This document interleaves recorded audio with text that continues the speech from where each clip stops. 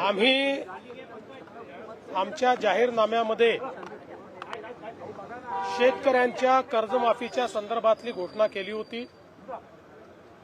त्या संदर्भात आम्ही मागच्या काळामध्ये एक समिती तयार करून कर्जमाफी कशी करायची, दीर्घकालीन उपाययोजना काय करायच्या, अशा सगळ्या गोष्टींचा निर्णय केला होता। कारण कर्जमाफी हा एक भाग आहे, पण शेतकरी वारंवार कर्जाच्या विळख्यात अडकतो आणि म्हणून त्यांना आपण बाहेर कसं काढू शकतो अशा प्रकारचा सगळा विचार व्हावा अशा प्रकारची अपेक्षा होती। त्या दृष्टीने आम्ही जे मित्राचे चेअरमन आहेत प्रवीण परदेशी यांच्या अध्यक्षतेखाली एक समिती तयार केलेली आहे। ही समिती कर्जमाफीच्या संदर्भात कशा पद्धतीने ती करता येईल, त्याचे निकष काय असतील, भविष्यात शेतकऱ्यांना आपल्याला कर्जाच्या विळख्यातनं बाहेर कसं ठेवता येईल किंवा थकीत कर्जात तो जाणार नाही याकरता काय उपाययोजना करता येतील, या सगळ्या बाबींवर निर्णय करेल।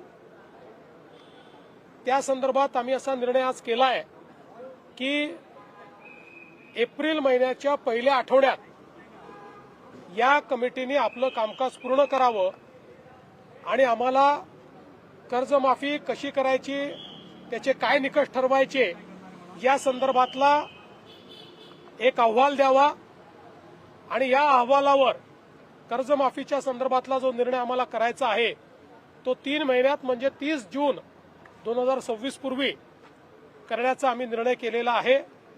त्यामुळे आता सगळे टप्पे आम्ही या ठिकाणी ठरवलेले आहेत। सगळ्या नेत्यांशी आमची चर्चा झाली, अतिशय सकारात्मक चर्चा झाली। त्या चर्चेमध्ये त्यांनी देखील याला मान्यता दिलेली आहे।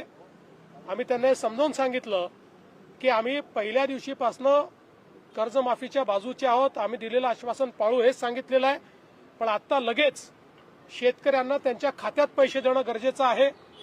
कर्जाची वसुली जून महिन्यात होणार आहे आणि आता जर आपण शेतकऱ्यांच्या खात्यामध्ये पैसे दिले नाहीत तर शेतकरी रबीचा पेरा देखील करू शकत नाही आणि म्हणून पहिल्यांदा तात्काळ शेतकऱ्यांना जे त्यांच्या खात्यात पैसे दिले पाहिजे त्याची सगळी तरतूद आम्ही केलेली आहे आणि ते पैसे आता शेतकऱ्याच्या खात्यामध्ये जाणं सुरू झालेलं आहे। जवळपास आज आम्ही अंदाज घेतला तर जवळपास 8,500 कोटी रुपये रिलीज झाले आहेत। त्यातले 6,000 कोटी प्रत्यक्ष खात्यामध्ये गेले आहेत आणि पुढच्या 2 दिवसात उरलेले पैसे जाणार आहेत।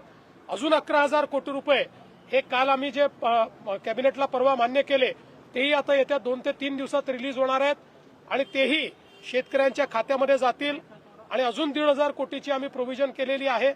त्यामुळे आता शेतकऱ्यांच्या खात्यामध्ये पैसे जाणं हे महत्वाचं आहे, ते आम्ही जाणं सुरू केलेलं आहे आणि माझा अंदाज आहे की पुढच्या 15 ते 20 दिवसात 90% शेतकऱ्यांच्या खात्यात हे पैसे पोहोचून जातील।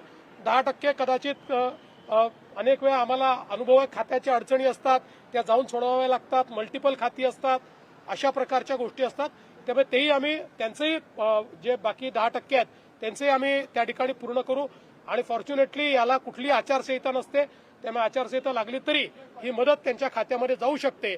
त्यामुळे आम्ही त्यांना समजावून सांगितलं की पहिल्यांदा ही मदत देणं हे महत्वाचं आहे, त्यामुळे ती मदत आम्ही देऊ आणि मग ही जी काही कमिटी आम्ही केलेली आहे या कमिटीचा रिपोर्ट घेऊन त्याच्या आधारावर आम्ही ही कर्जमाफी करू आणि त्याला त्यांनीही सकारात्मक अशा प्रकारची भूमिका त्याच्यावर घेतलेली आहे।